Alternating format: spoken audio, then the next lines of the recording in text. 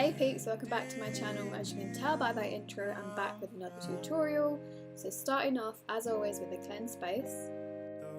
To start, I'm going in with my Obsessions baking primer oil all over the skin. I feel like I'm reaching for this all the time now. I'm gonna have to have a few backups of this.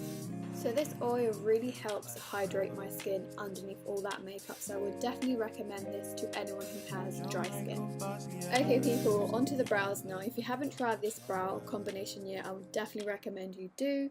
So this is the Maybelline Lash Sensation Primer, and I'm running that all through the brows, following up with the MAC Shape and Shade Tinted Brow. Now this combination keeps my brows in place, gives me that extra volume I need, and yeah, I would definitely recommend it.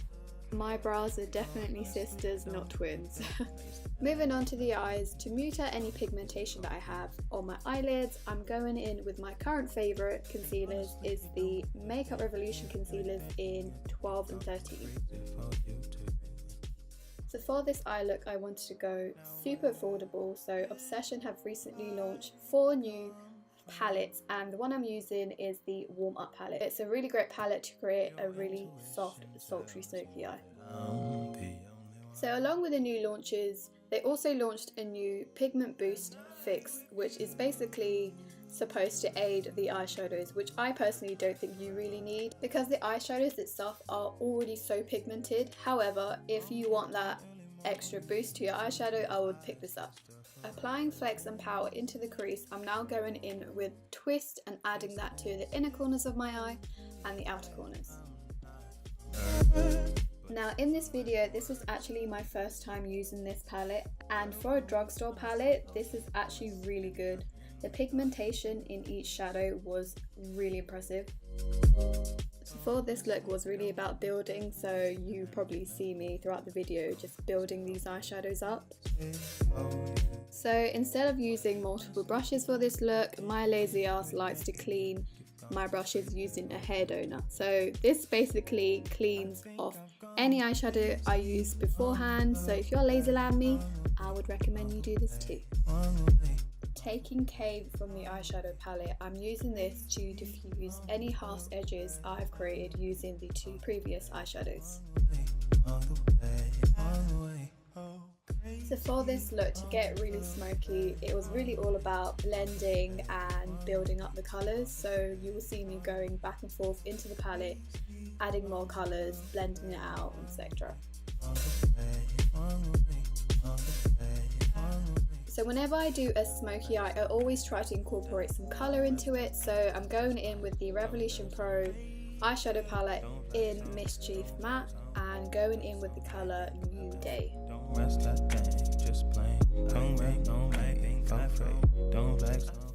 Now I didn't want to use a concealer underneath the shadows to cut my crease. I wanted it to be quite diffused and quite messy, so I just went in straight with a packing brush and diffused the colour out with a clean blending brush. To soften up the yellow around the edges, I went back in to that Warm Up palette and used Power to diffuse out the edges. Now I did experience a few fallout from this palette, but I generally don't mind about fallout. I'd rather have that and have a really pigmented palette. So to add to the dew to my skin, I went in with the Becca Backlight Priming Filter and added that to the high points of my cheeks. So for the skin, I only opted to use concealer, so using the same concealers I primed my eyelids with, I'm adding that to the areas I need a bit more coverage, so under my eyes, around my mouth, and any spots I may want to conceal. So as these concealers are already such full coverage, I find myself not having to use a foundation when my skin is acting good. To contour my nose, I'm going in with the Fenty Contour Stick in Truffle, and to set my under eyes, I'm going in with the Obsession You Got This Face palette, and I'm using the Banana Powder underneath my eyes. Again, this was my first time trying out this palette, and the pigmentation was just as good as the eyeshadows. Finishing off the eyeshadow, going in with the first 2 colours, Flex and Power, and adding that along the lower lash line. Now for me, I generally like a really smoky lower lash line, and I like to bring it all the way down, but obviously it's up to you.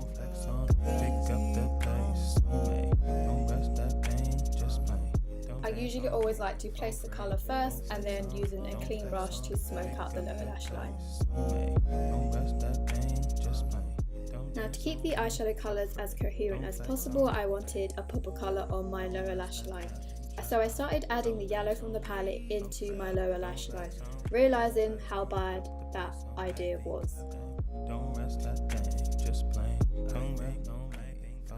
Now obviously it is a powder and it's not really made to go in the waterline, so it started irritating my eyes a little bit, and at the time I didn't really have any yellow eye corals to use in my waterline. So times like this, whenever I need the eyeshadow to be a little bit more flexible, I go in with my Inglot Duraline drops and I mix that with my eyeshadows.